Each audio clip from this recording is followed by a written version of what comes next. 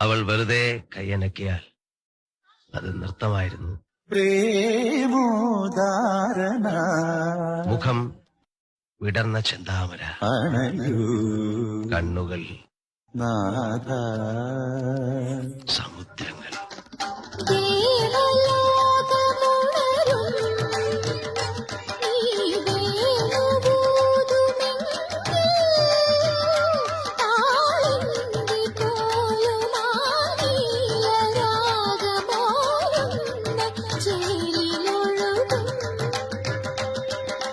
ഗോപവൃന്ദങ്ങൾ നടനമാടും ശ്യാമതീരങ്ങളിൽ